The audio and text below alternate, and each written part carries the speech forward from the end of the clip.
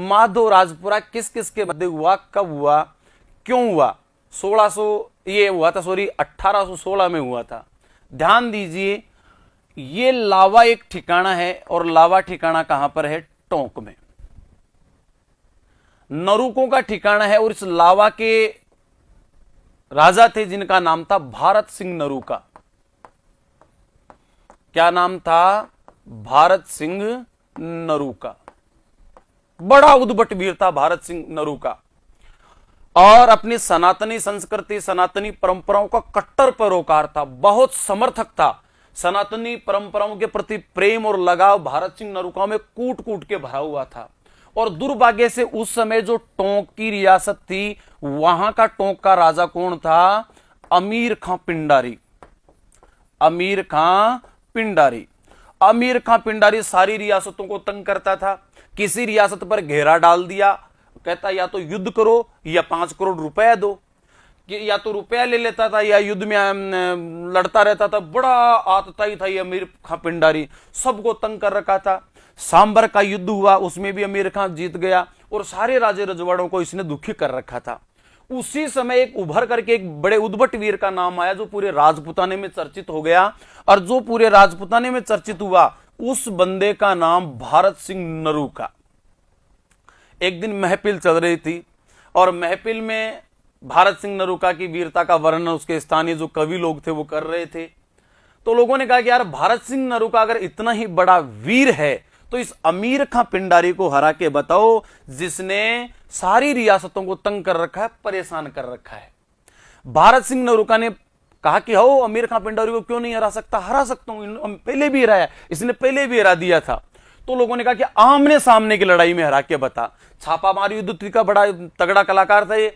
आमने सामने की मैदानी लड़ाई में अमीर खां पिंडारी को हरवा के बता, इसे यानी कि मजबूरी में घुटने टिकवा के बता देगा तो भारत सिंह नरूका तेरे को मानेंगे कि तू वाकई में कछवा वंश का शिरोमणि है और हम तुझे कछवा वंश का शिरोमणि मान लेंगे। भारत सिंह नरूका ने भी प्रण किया कि मैं अमीर खां पिंडारी को झुकाकर बताऊंगा, निश्चित रूप से बताऊंगा।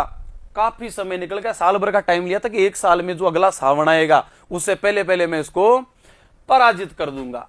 अब साहब काफी दिन निकल गया, काफी दिन निकल गया। इस ताक में रहता था कि इस अमीर खां पिंडारी, लेकिन एक छोटे से ठिकाने का एक जागीरदार और एक तरफ रियासत का राजा हराए तो कैसे रहे।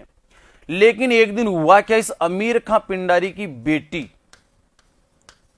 और पत्नी, ये दोनों क्या है कि इनकी अमीर खां पिंडारी की कोई धर्म बहन थी, उसकी बेटी की शादी में थे और उसकी बेटी की शादी में अमीर खां पिंडारी की बेटी और पत्नी दोनों शामिल होने आई। इसका पता चल गया भारत सिंह नरूका का।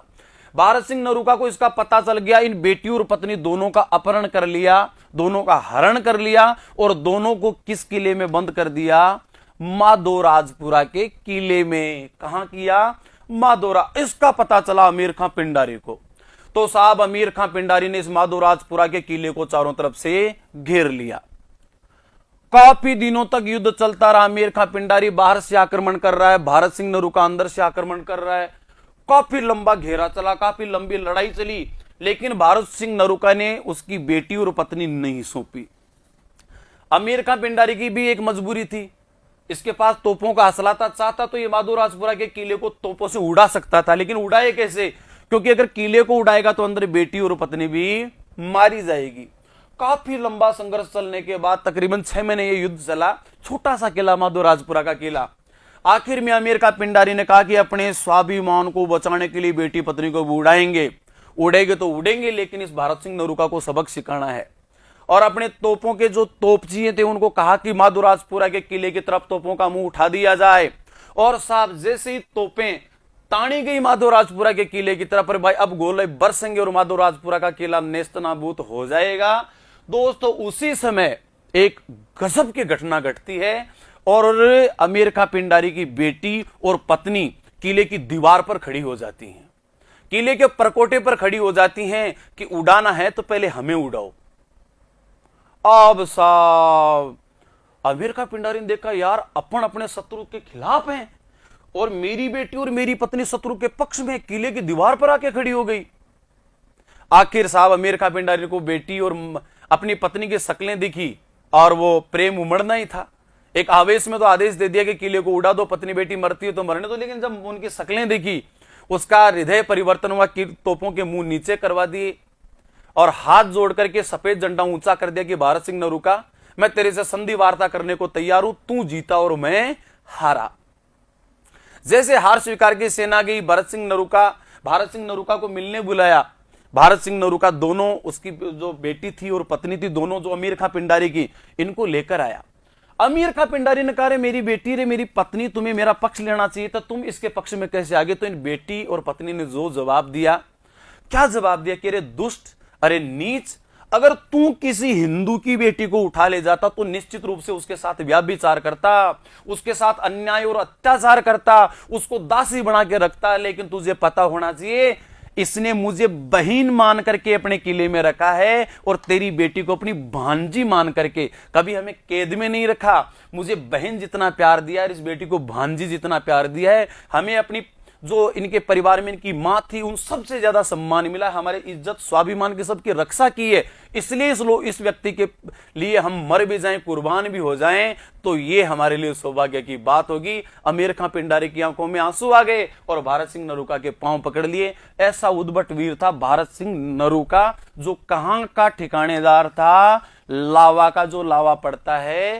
टोंक में। तो दोस्तों, ये जो पूरा वर्णन जिस ग्रंथ में हुआ है उस ग्रंथ का नाम है लावारासो, और लावारासो जिस कवि ने लिखा उनका नाम है गोपालदान कविया, जो मेरे परदादा जी थे।